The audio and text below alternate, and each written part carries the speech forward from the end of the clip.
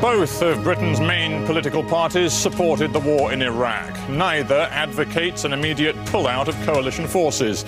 As a result, much of the anger generated by the war, guest today, the founder of the Respect Party. He's been described as a man who glories in his ability to rub people up the wrong way faster than anyone else. What really motivates George Galloway?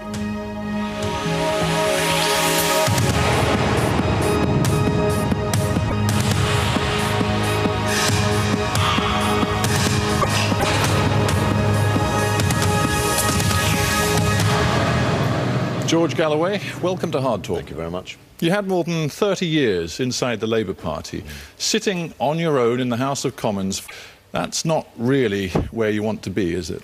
No, that's why I'm mainly on the streets. I'm mainly travelling around Britain, making theatre appearances, meeting appearances, leading demonstrations.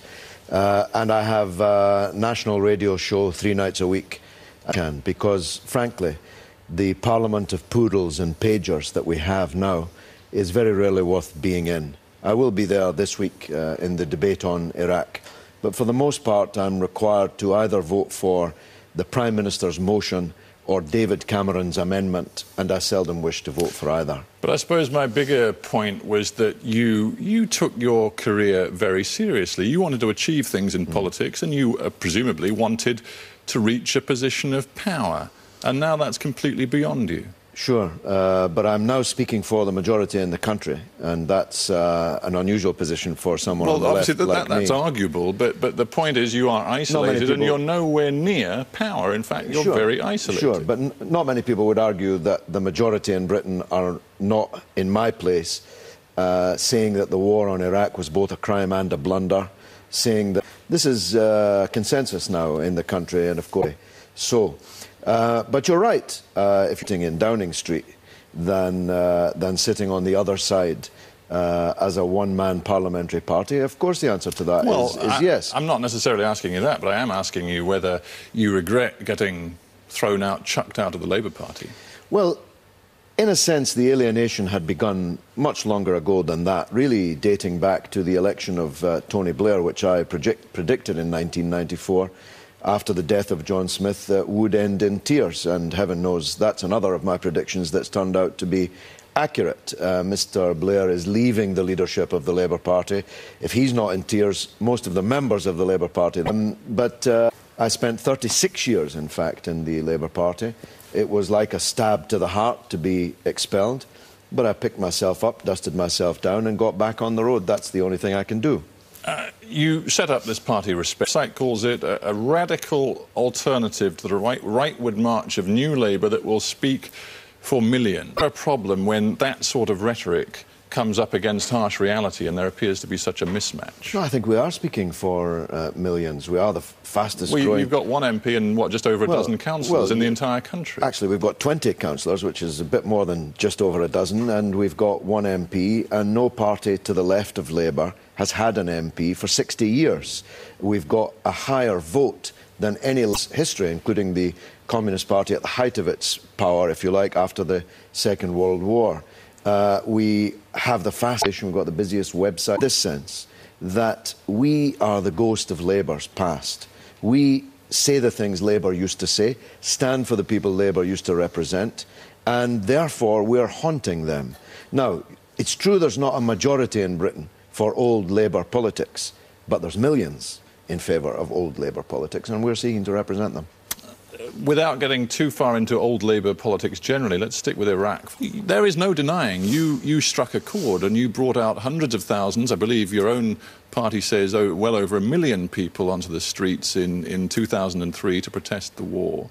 But the problem for you is that 2 years after that, there was a general election. And 2/3 or more of the British public chose either the Labour Party or the Conservative Party, both of which support the war and want to see troops continue in one form or another to play a role in Iraq. So democracy has worked, people have spoken, and in the end, again, I come back to this same point, you're isolated. No, actually the majority of people either didn't vote or voted for other than the two main parties. The growth of small parties and of the above party has left Mr Blair positive support of the smallest number of people in British history. 21% of the electorate voted for Mr. Blair, and he's lost half his members.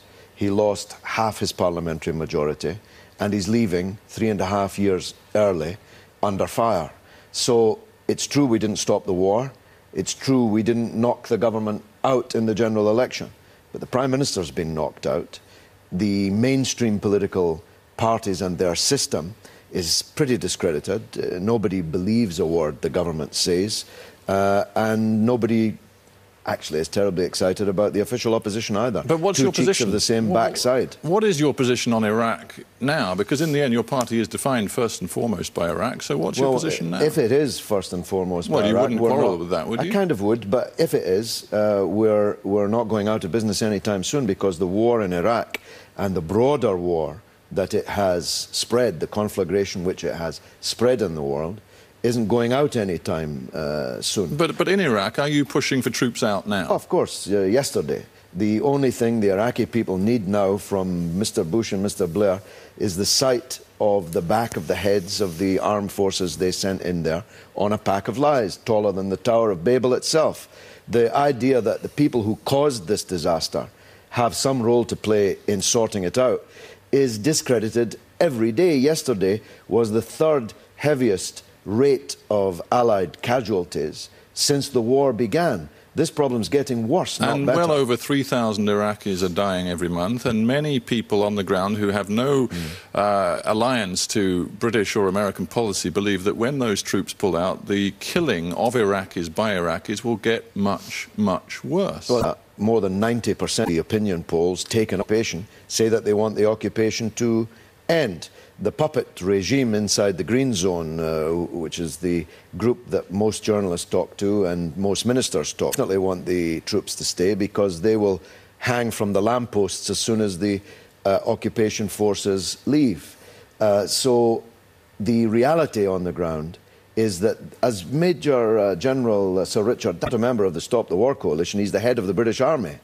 Our presence there is a problem, and we ought to get... The father of Alex Green just died a few days ago in Iraq. So he had a 2-year-old boy, and his father wrote this. He said, "We shouldn't pull the troops out. If we'd pulled out last week, of course my son would still be alive, but it's not the right thing to do, because if we go out, who will go in?" As if the British public is saying, we know there are going to be more deaths to bring democracy in Iraq, but we don't want our boys dying. Send somebody else's boys. And if you say that, he said, you're saying that my son died in vain.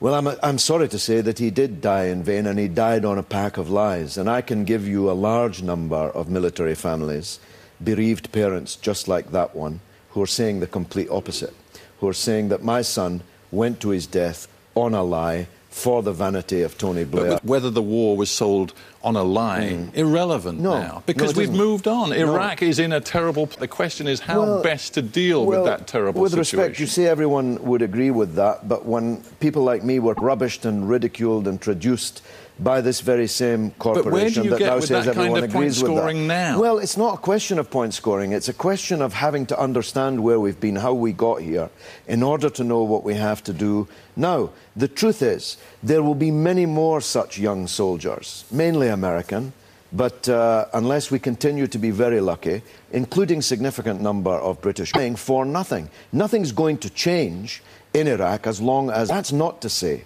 that everything in Iraq will get better.